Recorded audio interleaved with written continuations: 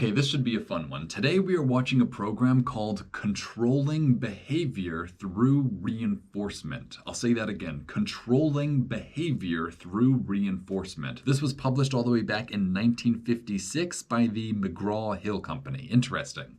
We've watched a few McGraw-Hills before, but that's mainly a book company, so I don't really know what they were doing during this time.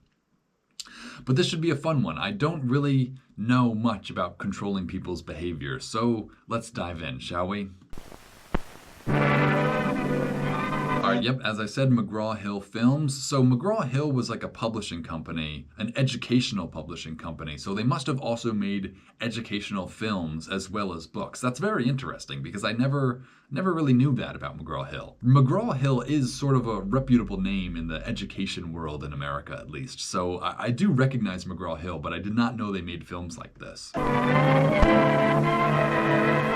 Oh, this is part of a psychology series. Interesting. Controlling behavior through reinforcement. All right, yes, we're watching the right thing. I wonder what part of the psychology series this is. Is this like number one? Is number one controlling people through reinforcement? Or is this like at the end? This is like you need special psychology training to get to this part of it. I don't know. I feel like this channel has been a form of psychology training. Yep, all right, here's the credits. The script collaborator was K.C. Montgomery from the University of Yale. Okay, cool. Research advisors was R.J. Herrnstein and W.H. Morse. I wonder if that's, I don't know, I wonder if that's related to the other Morse. These guys were from Harvard. All right, so we got some Yale and we got some Harvard. Interesting. And then the pigeon scenes were taken at the psychological laboratories of Harvard University. Interesting. I wasn't expecting pigeons, but interesting. The pigeon scenes specifically were taken at the psychological laboratories at Harvard University. Interesting. So we're going to get to see the inside of Harvard's psychological laboratories. If any Harvard grads are watching, let us know if this is what the psychological lab still looks like.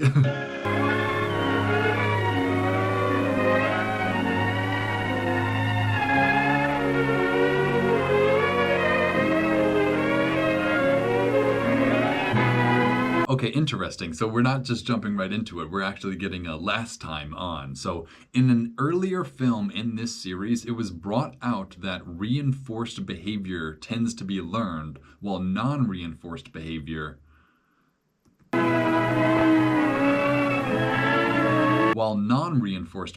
tends to not be learned. Interesting. So what are they trying to say? So what reinforced behavior, well, isn't that kind of, I don't know, isn't that like redundant to say? If a behavior has been reinforced, like reinforcing a behavior is like teaching a behavior. I don't know. This feels like a very like non-statement to me, to be honest. Non-reinforced behavior tends to not be learned. Well, what is non-reinforced? See, that's the thing. That's why I asked earlier if I needed like prerequisites for this, because I'm already getting confused by the wording of this. But I feel like if I had watched a previous installment, I might understand this a whole lot better. I think you guys understand what they're getting at. It's just me who's getting confused, though. Oh, there's my cat out there. All right, so while non-reinforced behavior tends not to be learned, in this film we will show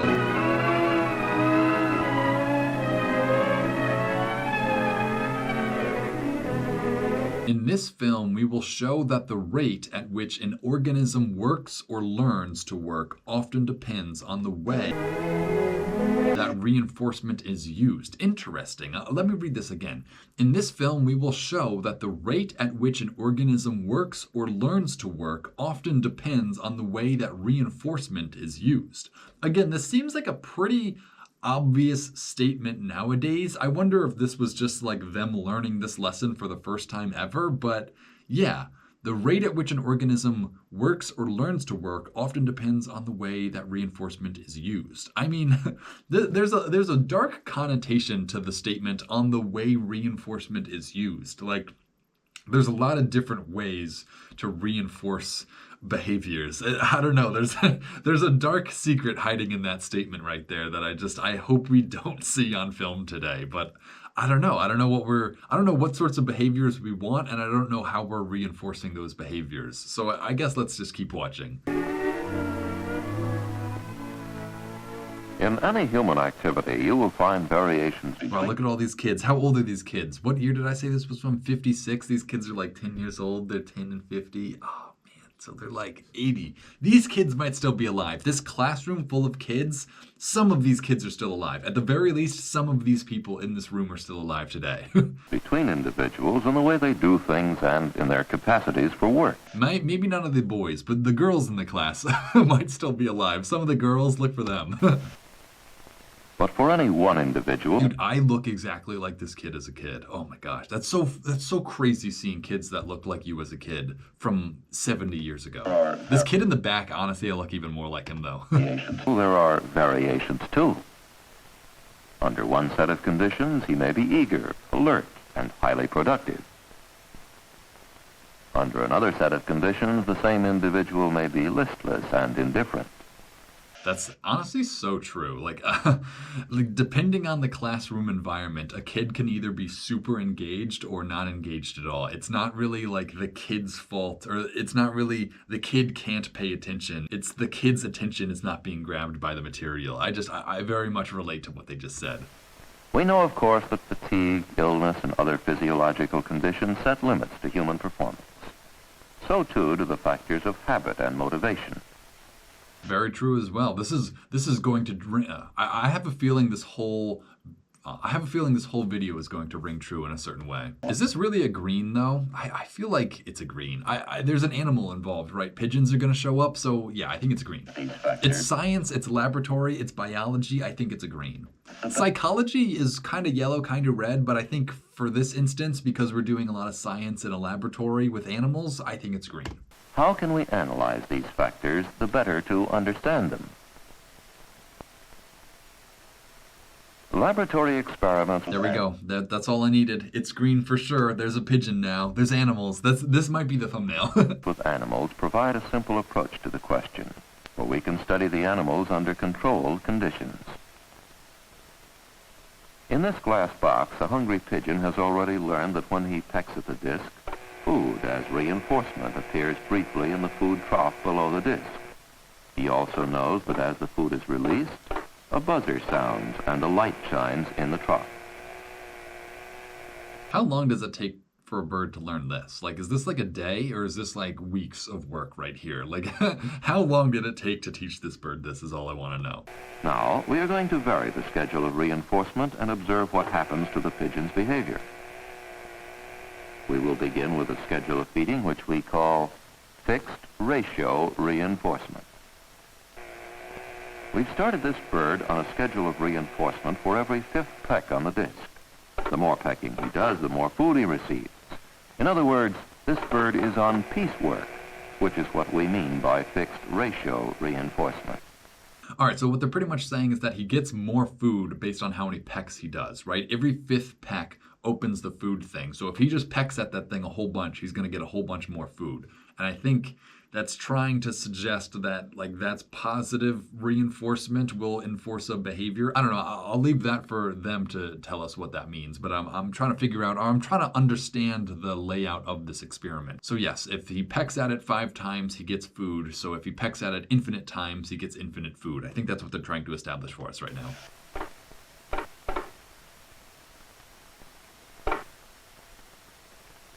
One more time, come on. There it goes. That's so funny. That's funny how it hasn't learned that it needs 5 yet. It knows that it needs to peck it, but it doesn't know that it needs 5. It's just, it knows that it sometimes happens when it pecks it. Within 2.5 minutes, the behavior under this schedule of reinforcement has become quite fixed, and the pigeon is pecking at a high rate. Interesting. So when you give an animal an option, I'm trying to figure out the applications of this psychological lesson right here. So if you give something like infinite resources, it will just take infinite advantage of those resources. I think that's the first lesson.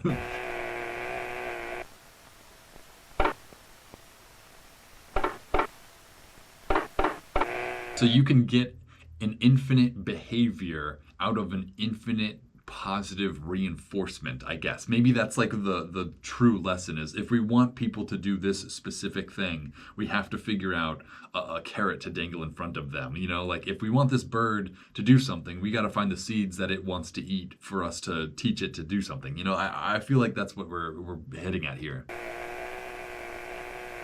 Now, let's experiment with another schedule called fixed interval reinforcement. This is more like working on a salary rather than on piecework wages.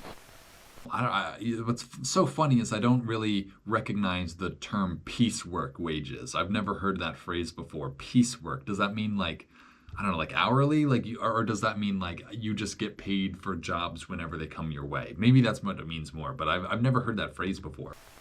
This bird is reinforced only at the end of each 1 minute period, even if he pecks 100 times. So he must peck the disc at least once to activate the food dispenser.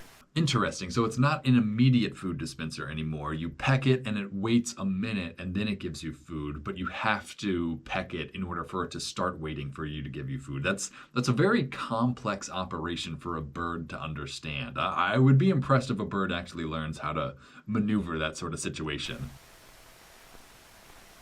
He soon learns the minimum amount of work he must do for this type of reinforcement schedule and takes it easy in between payoff times. That's really funny. If the bird actually did learn that it only needs one peck and it just needs to wait, and that's all it does the minimum work required, that's very fascinating, especially from a psychological level. Like animals, without fail, will do the least amount of work necessary. And it's interesting to know that the bird's brain can identify that as the least amount of work necessary. Not so much the psychology. It makes sense for any animal to spend the least amount of energy on an activity. But what's really incredible is that their brain not only knows that, but knows how to do that. It knows what will be, it knows what's a waste of time. It knows what's a waste of energy. And that's really what's more impressive, is that this bird's brain is figuring out this puzzle that humans are giving it. Thus, we see the bird behaving quite differently than he did previously on a fixed ratio schedule. It's also really funny that I feel like this is another just commonality amongst all animals, that the impatience sets in and you just start hitting the button again. Like this is the classic, you're in an elevator and you're hitting the button to make it go faster. It's like all animals are susceptible to hitting the button again to make it happen faster. Like that's a common animalistic instinct, is to hit the button again.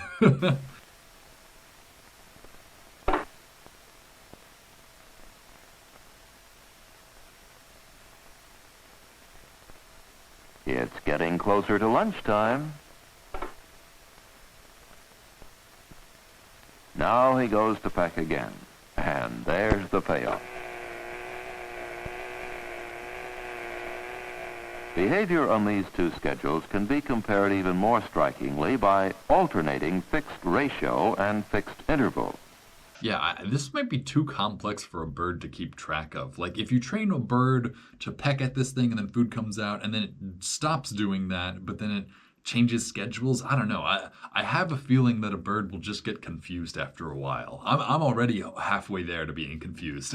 The apparatus is first set up so that when the disc is black, he's on fixed ratio or piecework and is paid after every fifth peck regardless of time.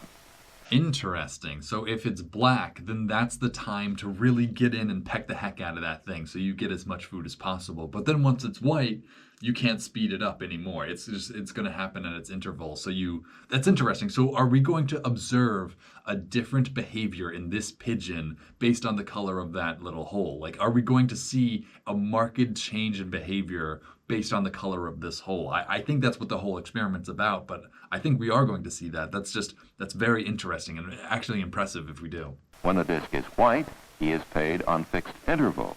Wow, okay, so yeah, he did recognize that it's a white hole, so he doesn't need to peck it anymore. He just has to wait a minute and peck it once. So that's fascinating that they were able to teach this bird that. What I want to see, though, is I want to see it turn back to black and have it just immediately start hitting at it. Like, that would really show that it understands the mechanism of all this better. Is by pecking once after a 1 minute waiting period. But even having him wait here is already illustrating that it understands this experiment at least partially.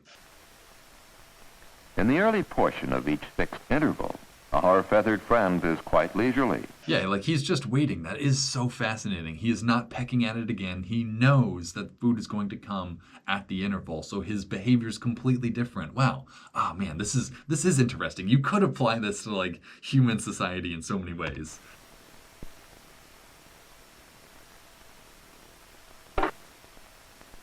He always had to double press though. Again, that's animal instinct for you. Always have to press the button twice. He makes an occasional peck or two just to be sure the rules haven't been changed. That's fair. I can't even blame him. I can't even blame the bird for pecking at it again. Like, me too, bro. Me too. I would love to see a human in the same experiment. Like what would a human do? Would the human act exactly the same, or would they act differently? Like, that's what I'm curious about. Obviously, you'd need to give them like a different food or whatever, but I think the experiment itself could be the same.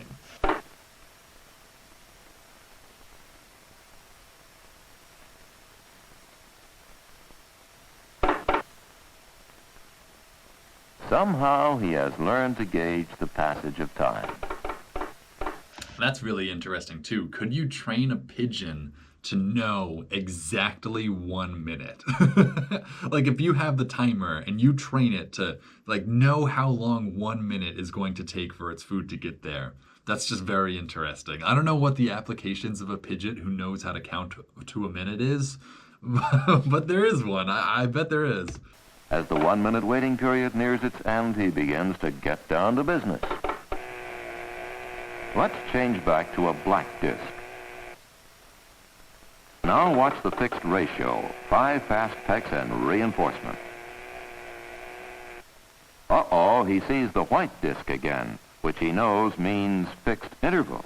That's so interesting that it does understand. That's so fascinating. Wow. One farewell peck and... Yeah, it gave it one. It gave it one good peck, and now he's waiting. He's turning around and waiting. I wonder what the reason of turning around is. Like, I understand that from a human perspective. Like, I don't even want to look at it if I just have to wait for it. I'm going to let time pass faster by not thinking about what I'm waiting for. But I wonder if the bird's mentality is the same, or if there's another bird logic there. Junior is playing the waiting game again.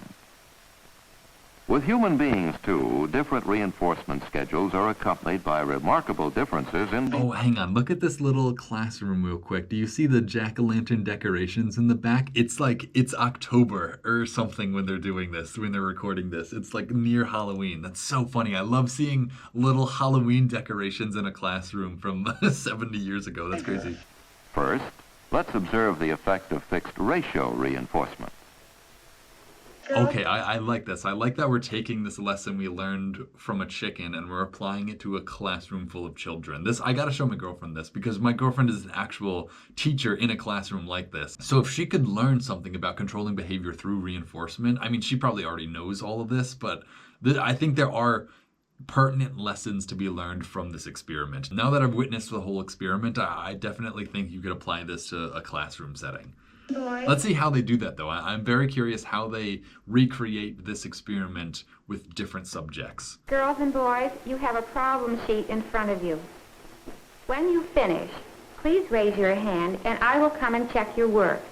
If all answers are correct, you may choose a project to work on, such as reading, weaving, basket making, or painting at the easel.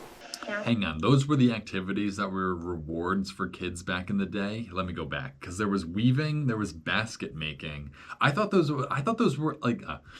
activities were like jokes, like like in colleges, right? Like, oh, I took basket weaving in college, but apparently, I guess these are like 5-year-olds, so that's a bit different than taking basket weaving in college. But it's interesting to hear that those are activities that you were allowed to partake in after finishing your assignment in school. You were allowed to start weaving or start like basket making like that. I've never heard people doing that in schools before. Painting at the easel. Or painting at the easel. That's so funny. Yeah, I definitely understand painting. Like, that's still something that we let kids do. But I don't think we would let kids weave or basket make. I don't know what the term for that is, but that's just so funny. That's it's just such a different era. The children are now on a fixed ratio reinforcement.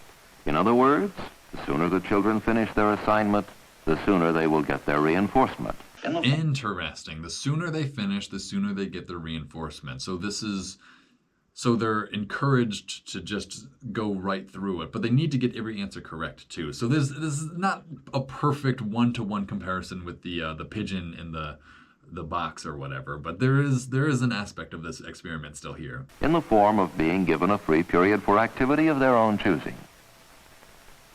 I do like that. I like how the encouragement is just time for yourself.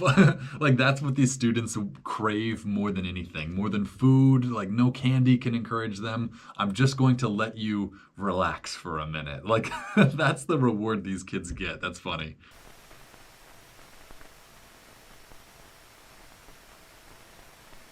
Look how quiet and well-behaved this class is. I wonder if that's just because the cameras are here. Again, is this a real classroom or is this a set? I have to imagine this is a real classroom. This would make no sense. I guess it would make sense as a set too, as like a staged thing. I don't know. I want to believe this is a real classroom. The Halloween decorations, it's got to be a real classroom. Look at this kid in the back wearing like a full suit to school too. That's crazy. I was about to say like everyone's just wearing like t-shirts and like button downs or whatever, but no, this kid in the back, he's wearing a full suit. His mom knew that they were filming something at the school today, and they dressed him up because they wanted him to be in a suit on camera, I think. I have to imagine everyone's parents knew they were going to film something today, so everyone's parents put their kid in something like nice looking. I don't know if that's true, but I have to imagine that's the case. I'm this kid in the back right here in the plain white t-shirt. I love that my outfit makes an appearance in these old films like fairly regularly. The plain white t-shirt kids, that's me. All done. Finished, Linda? Yes, Miss Elborn. Good. Very nice. What would you like to do now, Linda? Basket weaving, Miss Elborn? Fine. Off she goes to get her reinforcement. Here's another busy one interested in finishing so he can get his reinforcement. Honestly, I'm going to say it. I was not expecting this kid to be like the second kid to finish, all right? Like, he does not look like the brightest one, all right? Like, I thought this kid would be like last. No offense, but this kid looks like a finishing last sort of kid. No offense if he's still around. Good. This looks very nice. So what would you like to do now? I'd like to race. Good. You may. Yeah, that sort of answer, that's how I know this is staged, at least. This kid did not answer this questionnaire first. From these experiments, we can see that in both human beings and animals. But I guess he's reading. What is he reading?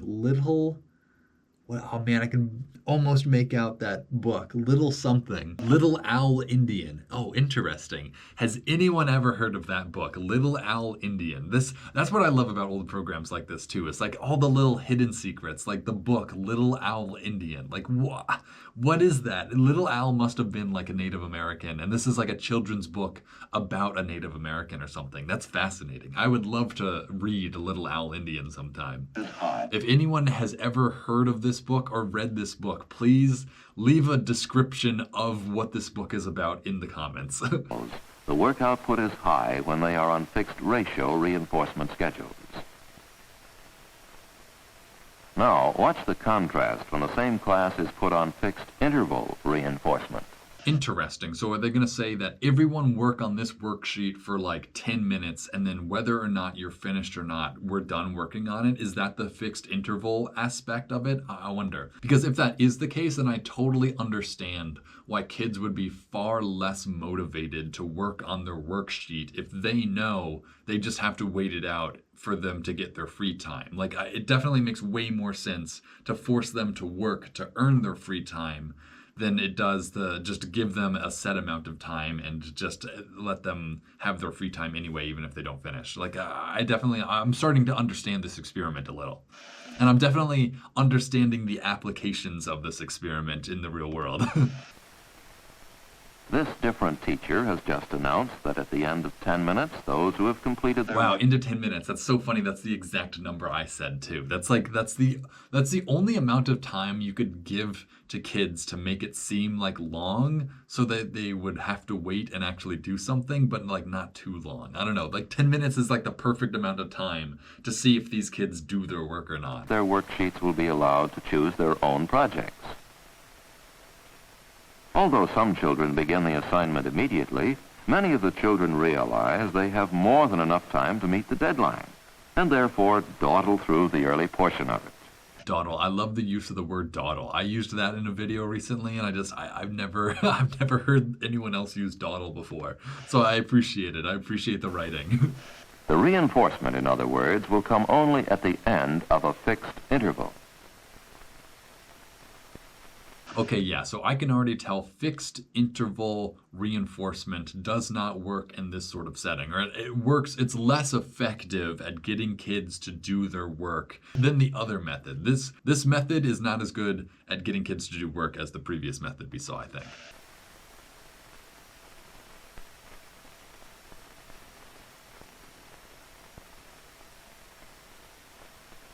Yeah, that's so facts. This kid just rolling their pencil on the desk. Kids totally will just waste their time doing dumb stuff like that. That's how I know this isn't staged, or at least this is like partially real, is that the kids are still being kids.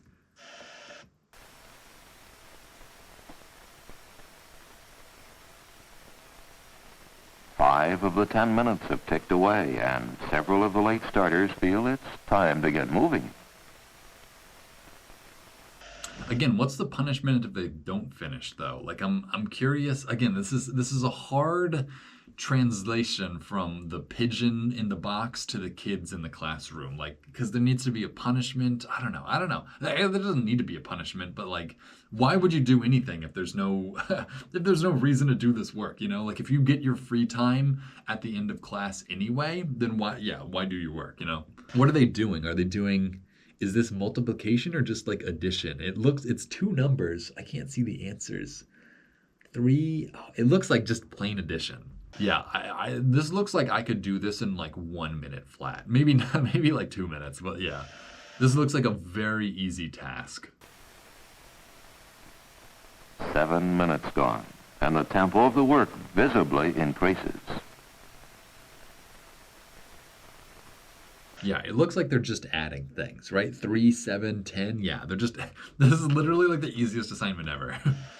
I mean, I guess they're like kids, but whatever. I guess that's the point. This is a task that's easily finishable within 10 minutes. 1 minute left to go, and everybody's working. Highly typical behavior in a fixed interval schedule. Now, let's demonstrate another kind of... Here's the thing, in a modern classroom, all these kids would be talking with one another and no work would be getting done. So, I don't know. I feel like this is funny how apply this to this era of children and maybe it works, but apply this strategy to modern children and I don't think it works at all. schedule. Variable interval reinforcement. Variable interval reinforcement. So they're going to sometimes change whether or not you get free time based on how fast you worked or everyone gets free time. That's interesting, but I guess that's more similar to how a classroom actually operates.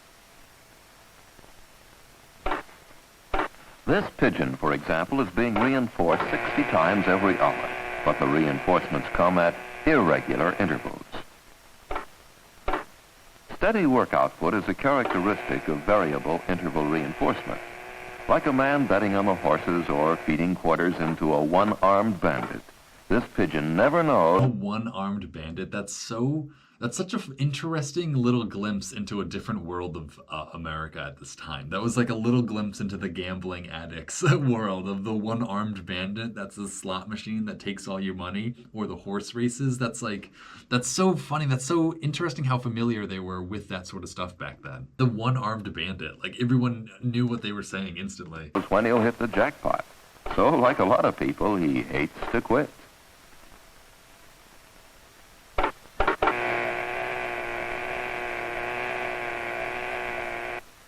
Now, let's see how human beings respond to variable interval reinforcement. Each of these children hopes to receive the teacher's praise and approval given publicly. That's really funny. Each of these students wants to receive the teacher's praise and approval publicly, which is true. I definitely appreciated when the teacher would be like, "Wow, you're the best one here." But like, it's funny to hear someone say that out loud. But none of them knows when the reinforcement will come, if at all. Oh, interesting. So none of them know if the reinforcement is coming or like how it's going to come, but they're going to see the teacher come to a student and give him, positive approval, positive energy pretty much, and that is the reward. All of them want the teacher's positive energy, so each one is going to work hard in the hopes that she might come over and see their work and give them praise. That's interesting. That is like, oh man, there's a weird psychological aspect within all this that's not being addressed. That is, why do these kids crave their teacher's approval? But I feel like that's a pretty simple, motherly explanation there. But that is interesting that some kids will work harder, not knowing if they will receive praise for their work. But I don't know. But also, their work is worth more praise if they do it not thinking they'll get praise for it, if that makes sense. It's a very complex experiment right here. Oh, that's very nice, Paul.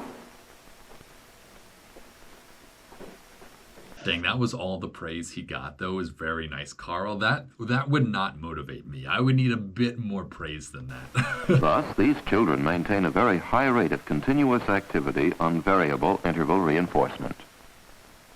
Interesting, yeah. So they're all competing for the praise of the teacher. Interesting. Oh, and interesting. So the variable interval comes that she's not going to praise every single kid that she looks at either, right? You're going to look at her paper, don't give her praise. And that's how you teach kids, oh, maybe they won't get praise, maybe they will. They have to try hard to get praise. That's interesting. That is definitely controlling behavior through reinforcement. That is very interesting. What a nice paper, Lois. Oh, but she actually is giving her. Oh, yeah. Well, either way. Very nice work.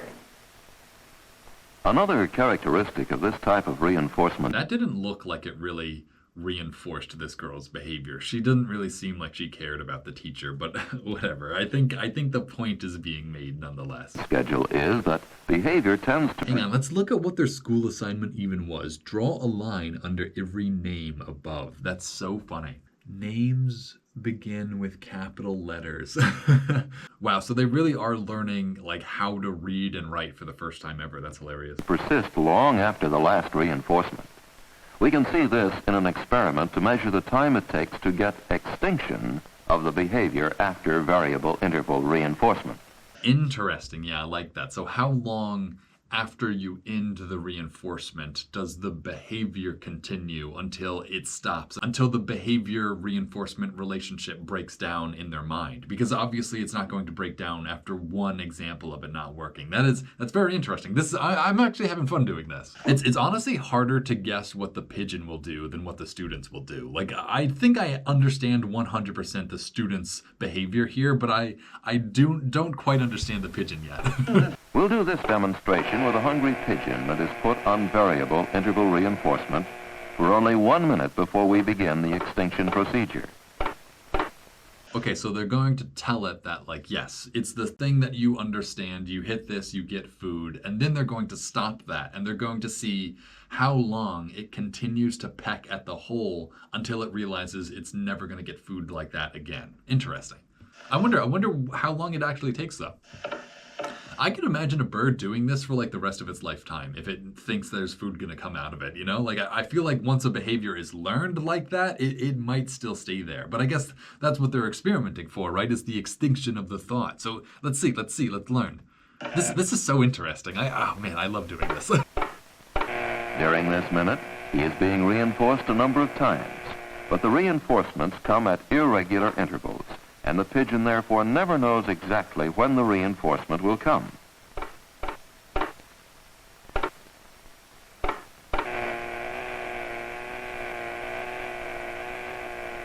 After just 1 minute of this reinforcement schedule, we shall give the pigeon no more food at all in order to get him to stop pecking. Yeah, how long? How long does it take a pigeon to stop pecking once it's learned that it gets food by pecking?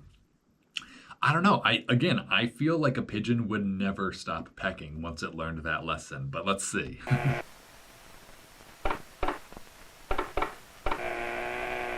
There's the last reinforcement.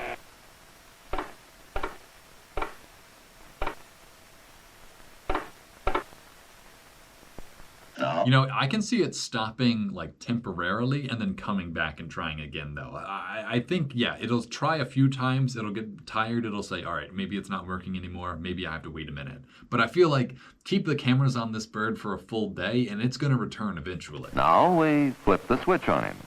That's all there is. And look at the wires. Look how complicated this like setup is. Like how many wires are necessary just for this very simple maneuver of like dispensing food. There isn't going to be any more. But an organism that has been on variable interval reinforcement is going to take some convincing. Yeah, see, that is interesting. Because it's a variable reinforcement, it doesn't know how long it needs to wait until it has decidedly not gotten food versus how long it's just regularly going to take for it to get food. So that is interesting, that it doesn't quite know that it's not happening yet because it doesn't quite know that it's when it's going to happen anyway. That's interesting. This is like a perfect psychological experiment. Like this is I mean, that's what it is. It's just like, oh man, you really are testing the brain of this bird. Notice that the clock for this experiment is a regular 12-hour clock. Over half an hour later, still no extinction of the pecking. See, that's what I was saying. Yeah, a half hour later, it's still pecking at the hole. But again, after a half hour, I can see a bird giving up, but then coming back later for it still. Behavior. Over. That's so funny. They have a counter. 3,000 times it's pecked at that thing over 30 minutes. 3,100 responses and still going strong. That is crazy. That is so many taps. I really hope that they reset that before the experiment so that is the accurate number of times it is tapped on that button. 1 hour and a half. Extinction has probably begun.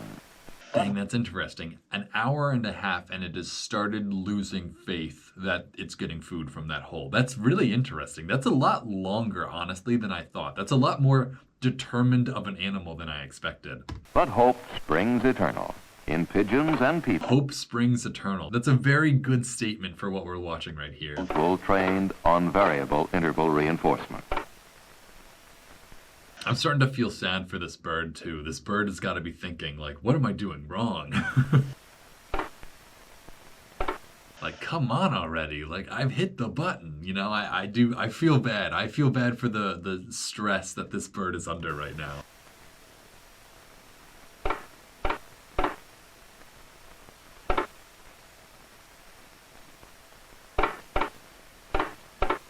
$4,700 responses. Wow, that is, that's so many. And still at it.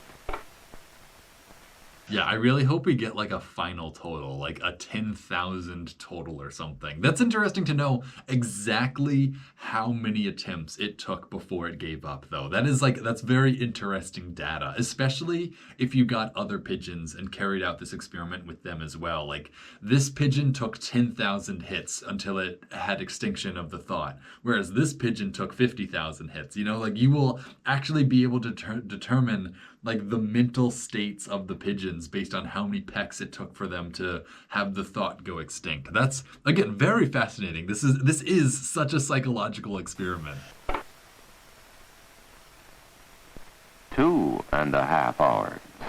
The learned behavior still persists. Wow, 2.5 hours. Yeah, I really would have thought it would have given up after like 30 minutes. I would have thought 30 minutes, it would have given up. 2.5 hours, it comes back and tries again. I would not expect it to try constantly without giving up for 2.5 hours. This poor bird man, he's just like, where's my food? What's the matter? I'm doing everything you told me to do. Like, I'm feeling for this bird man.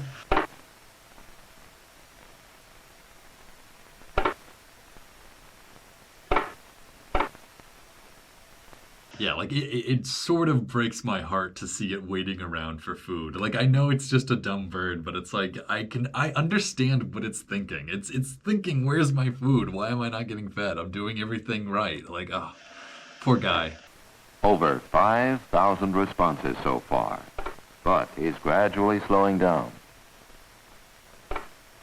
Yeah, I would also like to see like a rate graph of how many hits they did. You know, like they were doing 100 hits per minute at the first minute they took it away, but maybe 50 after like 30 minutes, and now it's only like 20 hits a minute or something. Like I would be very interested to see that data visualized. At last, after 3.5 hours, we obtained fairly complete extinction of an activity that was set in motion by just 1 minute of variable interval reinforcement. That's interesting, but I have to imagine they gave this bird more than 1 minute to like understand this logic. Like, obviously for this experiment, they only gave it a minute in this box, but I feel like this pigeon must have been introduced to this concept before that. Or else how would it even have known to peck at the hole at the first place, you know? This slow extinction after variable interval reinforcement cannot be demonstrated as simply with human beings. That's funny because I was about to ask that. I was like, how do you demonstrate this in humans? But you totally can, absolutely. This is a very human thing to do. It's just to like get tired of trying. I think a human would give up on this a lot faster than a bird would. Like a human would give up in like 1 second, to be honest. Like they would not keep trying it for 3 full hours afterwards. That's for sure. There are many more complex factors involved. However, many of the same basic principles apply as in this classroom situation, for example. Boys and girls, I have a list. At means of transportation do these. So what are they learning? What are they learning today? I've never had a lesson like this at all, where you just write all these words out. So 1, porthole, tandem, roundhouse, accelerator, crow's nest, ties, harbor, Pullman. I have no idea. Are these words related to like boats, motorboats, boats, gangplank, wharf, blowhole? Yeah, this is some sort of boat or I guess transportation thing terms. Words here. Tell me what means of transportation each one suggests to you. Oh, what means of transportation each word suggests? That's interesting. I have no idea what roundhouse. What motorcycles? I don't know. Can anyone, what's the answer to number 3, roundhouse? What sort of transportation is that suggesting? Roundhouse? I don't know. A porthole is like a boat, right? Or maybe a submarine, but I think a boat. A tandem bicycle. I think we got that one. Are we going to get the answer to the third one? I hope we get the answer to the third one. A bicycle for 2. Good. Bicycle for 2. All right. Yeah, we're 2 for 2 as well. I'm pretty smart, not going to lie. Roundhouse. John? Train.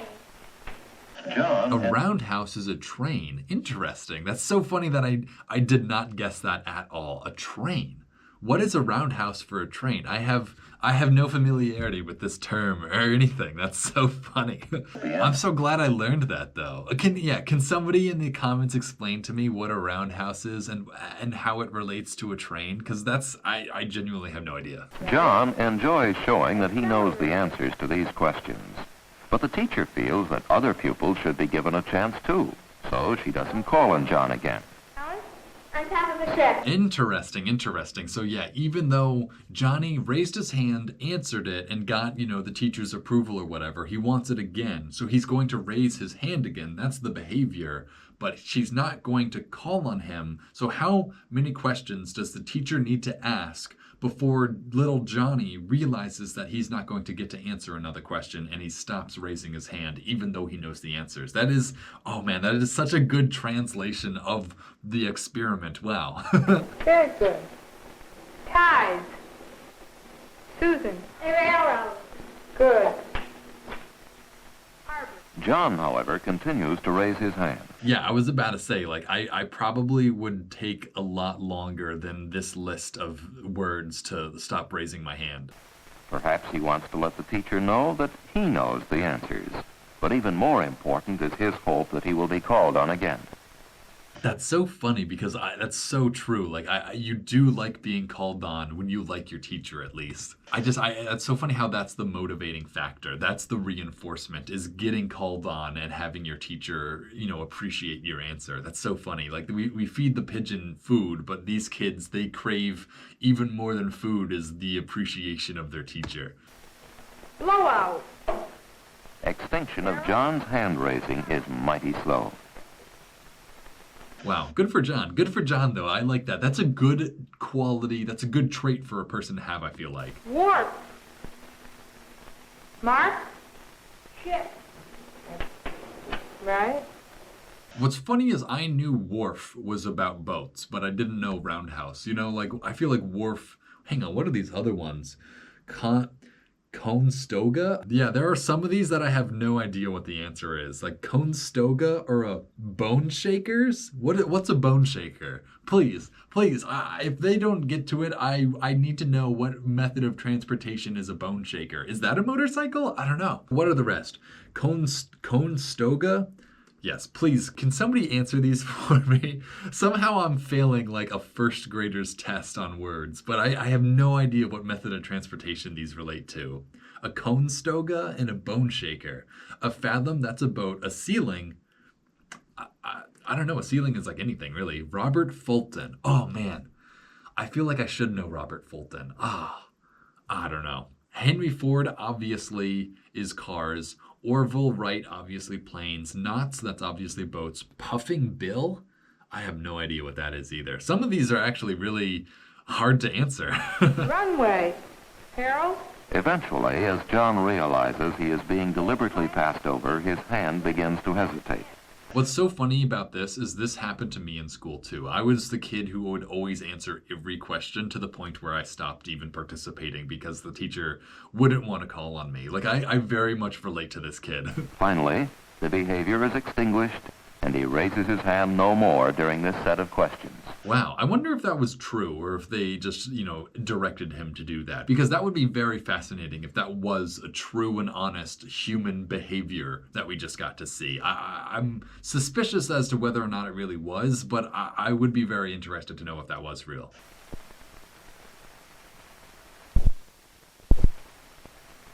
In these experiments, we have demonstrated the effect on behavior and work output of 3 schedules of reinforcement: fixed ratio, fixed interval, and variable interval.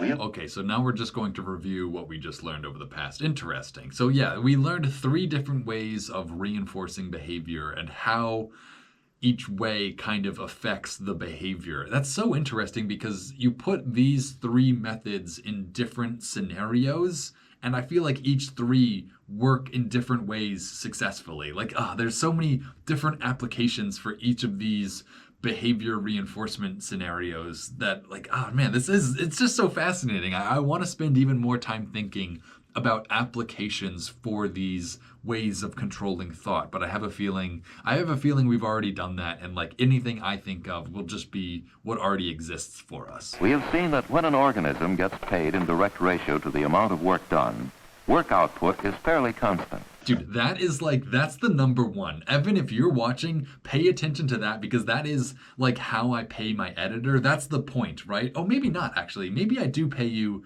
fixed interval now. I used to pay you when I paid you per hour. That was the first option. But now that I pay you based on just each batch, that might actually be the fixed interval one. Interesting. Yeah. So paying a person, like to pay my editor to edit these videos, I have to pay them to get them to work. That's so fascinating. I hope you're appreciating this, Evan, that you get to be the star of the show for a second. So yeah, how can I pay my editor to encourage them to work the hardest? Like that's what this is trying to teach me, right? Like which of these reinforcement schedules could I use to get my editor to be maximally productive? Not to say that you are, but I'm trying to apply this to my lifestyle, and it's like what would I even use this stuff for? And it's like, to like pay my editor to motivate my editor, right? So Oh man, that is fascinating. I'm gonna keep thinking about that after I finish watching this. But like how, because I pay you fixed interval. Yeah, hourly work is fixed ratio. Based on each batch, that's fixed interval. And if I just like never paid you or sometimes paid you and didn't pay you other times, that would be variable interval, which I don't think that would be very encouraging for this sort of work at all. If I just sometimes paid you a whole bunch of money and other times never paid you for anything. I think fixed, yeah, your payment needs to be fixed. It can be fixed ratio, which is how we started, but now it's fixed interval. That's so interesting. So which one does encourage better work productivity? It's interesting again because fixed interval did work for a lot of kids, but fixed ratio feels like it would work for me more. That's so fascinating. I wonder which one is best for this. That's so cool. This is like one of the first instances where I've actually like tried to apply what I've learned to the act of what I'm currently doing. That's interesting. I do appreciate this a lot more than I was expecting to. I honestly thought this was going to be kind of boring. That's why I picked it. But I think this is actually applicable to my life. Yeah, how to pay your editor. Fixed ratio, fixed interval, or variable interval? We'll see. Which way is best? Evan, let me know. Which way is best? Interval and variable interval. We have seen that when an organism gets paid in direct ratio to the amount of work done, work output is fairly constant. We have also seen that when an organism is required to wait a fixed period of time and then is paid for a minimum amount of work, the total output of work may fall off.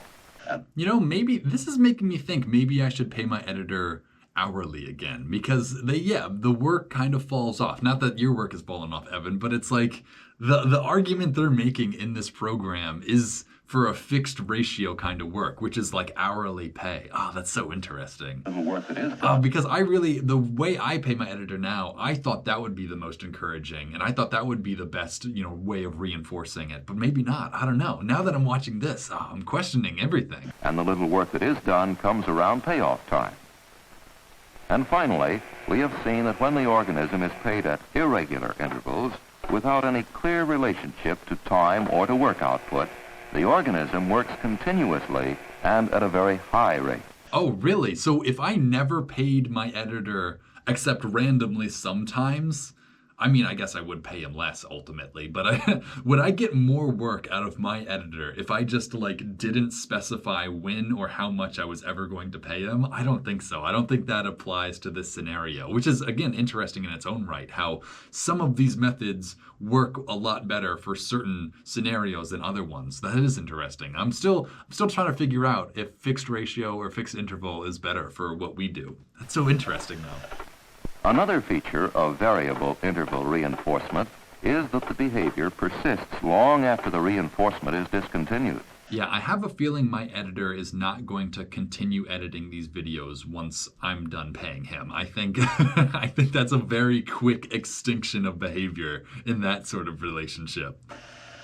Maybe not, Evan. Maybe I could stop paying you and you'd keep going. I don't know. Hey guys, it's Evan, the guy who edits all these videos. Kaylin's been spending the last 2 minutes asking what I think about all this, so I'm gonna actually weigh in because I do have thoughts. My philosophy is always, if you want me to work fast, pay me by the project. If you want me to work thoroughly, pay me by the hour. So for work like this on Archive Dive, we have to put out a lot of videos and they're kind of long.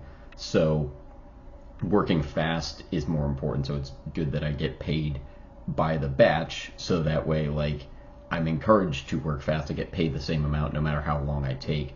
If I'm working on something like a movie or a trailer or somebody else's video essay where you really want to be detail oriented, it's better to be paid by the hour, so that way I'm encouraged to go back and really look through stuff and double check it and fix details or think of different ways to do something.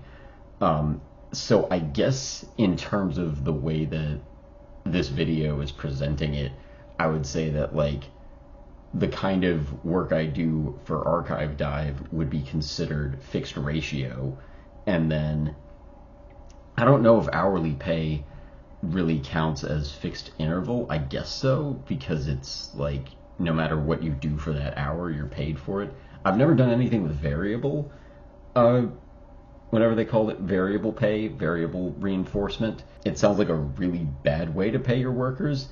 It also, like, the thing that is coming to mind that it sounds the most like is YouTube, where you get paid for a video sometimes and it's all view dependent. But in terms of, like, your time that you're putting into it, that doesn't matter. I don't know if this entirely ties into this, but I've also had an editing teacher once tell me you should never submit your work before the deadline, because then your employer is going to think that you can keep hitting that quicker deadline, and they're going to, like, shorten the amount of time you have to do that sort of work. So I guess that kind of factors into this as well. Like, it would almost be like changing up the fixed interval pay in that case, I guess. So yeah, that's what I think about it. Also, yes, I will stop working on this channel if I stop getting paid. So yep, he's right about that. Yeah, that's pretty much all I got. I'm probably never gonna jump onto one of these unless Kalen for some reason decides to do a video about, like, the MPA movie rating system or disc golf, because those are two things I happen to know a lot about. But everything else that he talks about, I don't really know anything. So enjoy the rest of it, and I hope this was a fun little interruption. In other words, extinction of the behavior is extremely slow after the organism has been on a variable interval reinforcement schedule.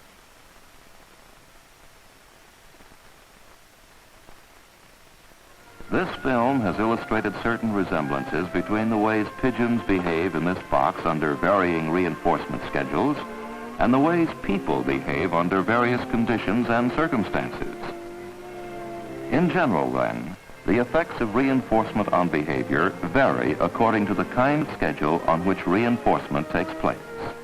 Yeah, I feel like that's the thesis statement right there, is that, like, reinforcements, I have to listen to it again because that was a very specific sentence, but that's the takeaway, I think, from this whole program. So let's hear it. Reinforcement on behavior. I gotta go back a little bit more. That's the point of having watched this program, I think. So let me hear that statement one more time. Conditions and circumstances. In general, then, the effects of reinforcement on behavior vary according to the time schedule on which reinforcement takes place. Vary based on the time schedule that reinforcement takes place. So the effect that reinforcement has on behavior depends on the time schedule of the reinforcement. Yeah, that is the whole point of this. Interesting. Yeah, so no matter what you're trying to get, you have to think about how you're going to reward the person who's trying to do what you want them to do. Interesting. Yeah, it's always about the timing of the reward. Interesting. Yeah, that is so fascinating. These effects clearly have an important bearing on many aspects of education, work, and social adjustment, and present a challenging field for further research. Yeah, there's pretty much infinite applications for this in the human society. Like, if you can figure out how to get certain behaviors out of people using certain tools of reinforcement, then you've solved every problem ever, pretty much. So yeah, understanding how to get the behaviors you want using the reinforcements that you have available to you, oh man, this is so applicable to, like, anything. This is really cool. I feel like this is important for anyone pretty much to understand.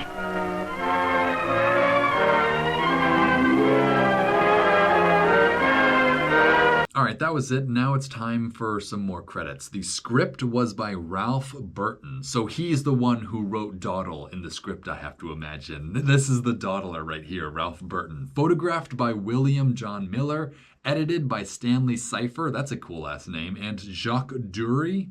And a Herbert Kirkhow production, New York City. Interesting, New York City, wow. Herbert Kirkhow, I've never heard of him before.